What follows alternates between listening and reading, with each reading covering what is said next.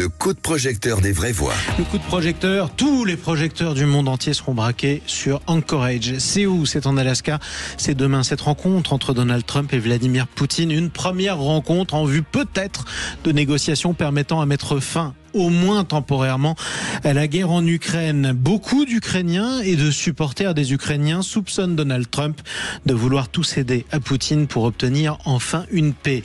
Trump veut-il tout céder à Poutine? C'est notre débat. On en parle avec notre invité Nicolas Conquer, porte-parole des Républicains Overseas France, qui est avec nous en direct sur Sud Radio. Vous dites que Donald Trump vous avez dit à l'instant que Donald Trump avait d'abord mis fin à plusieurs conflits. Lesquels? Rappelons-le.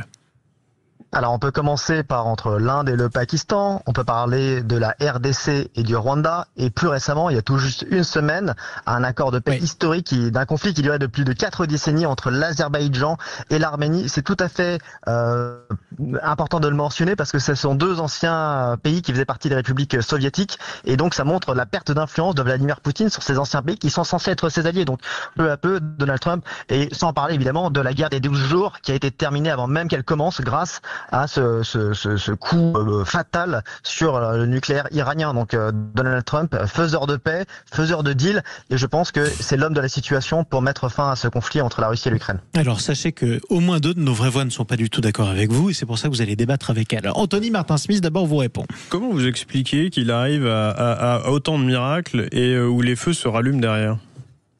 Nicolas Conquer. Alors encore une fois, c'est parce que vous avez votre biais de confirmation et vous cherchez à voir ce qui ne va pas. Mais en tout cas, moi, je m'appuie en l'occurrence entre l'Azerbaïdjan et l'Arménie, entre une décision qui a été saluée des deux côtés. Je pense que vous faites référence à des attaques qui ont été menées par le groupement terroriste M23 au large du Rwanda, dans une zone qui est certes très houleuse, mais c'est pas une garantie de paix ad vitam, mais il y a évidemment des enjeux à sécuriser, mais c'est une démarche, et c'est pourquoi les chefs d'État, notamment africains, parce que c'est de ce dont il est question, ont appelé à Donald Trump pour qu'il vienne résoudre cet accord de paix. Initialement, c'était Eric Prince, l'ancien patron de Blackwater, qui avait pour but de sécuriser la région et éviter la contrebande des minerais au Congo, mais de fait, alors on a 2 ou 3 petits problèmes de liaison. On va vous retrouver, on va vous rappeler par téléphone, si vous le permettez, Nicolas Conquer, parce qu'on voudrait pas perdre une miette de votre argumentaire. Tiens, un point important qui a été rappelé par Nicolas Conquer, ça c'est vrai, faut le mettre au crédit de Donald Trump. Le seul fait que des négociations de paix entre l'Azerbaïdjan et la Géorgie, 2 anciennes républiques soviétiques, entre l'Azerbaïdjan et l'Arménie, merci de me corriger, 2 anciennes républiques soviétiques, se fassent sous l'égide des États-Unis. C'est un sacré camouflet pour Moscou. Ça doit faire tout drôle à l'ancien communiste que vous êtes, à Moubakas. Non, mais c'est assez bien joué parce que il a, ce faisant, évincé pour un moment au moins la Russie, qui était supposée soutenir l'Arménie, qui l'a d'ailleurs assez mal fait, qui l'a abandonné, et qui du coup se trouve complètement hors jeu, car elle n'avait pas les moyens d'aller défendre ses positions, et du coup ça place une pièce de l'échiquier Trump dans le dos, entre guillemets, des Russes, et je pense précisément que va-t-il réussir, ne va-t-il pas réussir, j'en sais rien, mais en tout cas ça le met en situation de ne pas tout céder. Je pense qu'il y a plusieurs enjeux qui sont forts sur cette affaire-là. Il faut que Zelensky gère ses problèmes intérieurs et nous dise si oui ou non il veut que la corruption cesse en Ukraine ou pas. Parce que si là-dessus il n'est pas rigoureux, eh bien les gens ne vont pas le suivre. Mais d'un autre côté, les Russes sont dans une situation économique qui les rend enclins à peut-être, au moins momentanément, accepter des échanges de territoire, ou à tout le moins un cessez-le-feu. J'ai vu tout à l'heure qu'il y avait eu encore un échange de prisonniers. C'est plutôt de bon augure. Ça, il y en a depuis le début d'ailleurs de la guerre, il faut le rappeler. J'espère que, même s'il ne résout pas tout ce problème, ce sommet ne va pas servir à rien. Alors, un mot avec vous quand même, Nicolas Conquer. On vous a retrouvé avec une meilleure liaison, j'espère, par téléphone. Vous êtes avec nous ? Absolument. Vous êtes avec nous, exactement. Malgré tout, on peut avoir quelques inquiétudes pour les Ukrainiens, parce que les propos passé du président Trump sur le président ukrainien Volodymyr Zelensky était peu à même.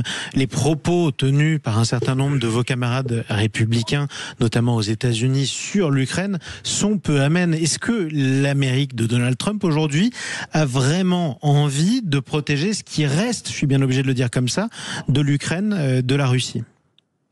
Encore une fois, avec Trump notamment, je pense qu'il ne faut pas juger aux déclarations, mais juger les actes et les résultats. Et c'est ce qu'on va attendre de lui demain face à Vladimir Poutine. Il ne faut pas oublier que la coalition que Donald Trump a obtenue pour se faire élire, elle est assez disparate. Et il y a des grands soutiens de l'Ukraine, notamment le sénateur Lindsey Graham, qui est prêt d'aller une dizaine de fois en Ukraine durant ce conflit et a toujours apporté un soutien reconduit, continu.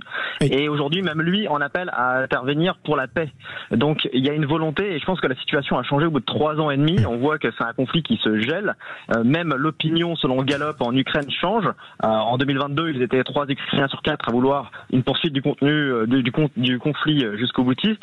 Désormais, ce n'en est plus qu'1 sur 4. Et aujourd'hui, je pense qu'il y a une nécessité absolue de prôner la paix et de pouvoir arriver à renouveler ce canal diplomatique qui a été largement oublié. Et une dernière chose, en ce qui concerne les déclarations, encore une fois, je préférerais me cantonner à l'apport d'armement militaire et d'efforts de défense pour les pays européens qui désormais financent eux-mêmes également le conflit en Ukraine. Donc ça ne pèse pas uniquement sur le contribuable américain. Philippe Bouriaki. Non mais Trump, pour avoir son prix de la paix, va sacrifier l'Ukraine sans aucun problème. Il va se plier en 4 devant Vladimir Poutine. On l'a bien vu, il a continué à bombarder alors que normalement il devait y avoir une trêve. Vladimir Poutine. C'est ça, oui. Oui, tout à fait. D'accord. Il a continué à bombarder alors qu'il devait y avoir une trêve et un cessez-le-feu. On voit qu'il grignote des territoires chaque jour et Trump l'a carrément dit. Il a dit bon, va falloir penser à des concessions de territoire, mais ça n'existe pas. Enfin, c'est pas possible. Et la seule chose qui l'intéressait, rappelez-vous, il y a un petit peu d'1 mois et demi, lorsqu'il a humilié Zelensky devant la terre entière, c'était l'accord sur les minerais pour pouvoir les toucher à 3 fois sur les 6 sous. minerais ukrainiens. Donc voilà, sur les minerais ukrainiens. Et il y a un accord qui a été signé en ce sens. Il y a un accord qui a été signé en ce sens. Ils n'avaient pas le choix. Il y a des gages qui ont été apportés. Mais comment ça? Enfin, il y a une volonté aussi de sécuriser et d'obtenir des garanties de sécurité, des investissements américains sur place. Voilà, des investissements américains. Au détriment de l'intégrité territoriale ukrainienne. Et franchement, il n'avait pas le choix. Il lui a dit on va couper. La réponse de Nicolas Conquer. Non, mais j'ai pas fini. Nicolas, j'ai pas fini. Allez, vous allez répondre globalement pour le mot de la fin. On te coupe les renseignements, on te coupe les vivres, on te coupe les subventions, on te coupe l'armement. Tu vas te battre avec des cailloux face à des gens qui ont l'armement nucléaire en face. Enfin, il n'y aura pas de paix sans concession mutuelle. Non, il n'y a pas de concession à avoir. Il y a une intégrité territoriale, c'est celle de l'Ukraine. C'est plus facile à dire d'ici. Je comprends tout à fait le principe, Philippe Bouriaki. Sinon, dans ces cas-là, on a qu'à tout lui donner. On lui donne la Lituanie aussi. On n'en a rien à faire de la Lituanie. On lui donne la Norvège, on lui donne la Suède. On peut tout lui donner à Poutine. Son rêve, le tsar Poutine, c'est d'avoir l'ancienne grande Russie soviétique et il va pas s'arrêter là. Il nous l'a fait en 2014. Regarde, il l'a refait. Non, je pense que Poutine, ce qu'il ne veut pas, c'est avoir l'OTAN aux portes de la Russie.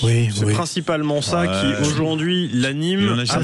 C'est la bonne vieille propagande russe qui a été sortie ad nauseam depuis 20 ans. Ça, c'est un fait. Après qu'il soit expansionniste dans sa démarche, ça aussi, c'est un autre fait. Mais il faut commencer par ce qui a déclenché cette guerre. Donc il se sentait menacé. À chaque fois qu'on se sent menacé, on envahit un voisin. C'est trop facile. Non, mais moi je défends pas cette position, Jean-Marie. Il n'a plus les moyens de sa politique, économiquement. Nicolas Conquer devait répondre à Philippe Bouriaki. Mais j'entends ces mêmes déclarations qui sont lues dans une boule de cristal que Trump va tout céder, ce qui est paradoxal parce qu'on dit que Trump est imprévisible, donc c'est vrai, bien dit. Et sans quoi, ça ferait 6 mois qu'il aurait cédé quoi que ce soit. Il n'a rien cédé. Il en a fait un engagement prioritaire durant sa campagne. Il a été mobilisé et désormais, on peut pas dire qu'il fait de concessions auprès de Vladimir Poutine. Au contraire, il vient d'imposer des sanctions auprès d'un des principaux d'exportateurs de pétrole, qui est donc l'Inde, qui 40% du pétrole russe.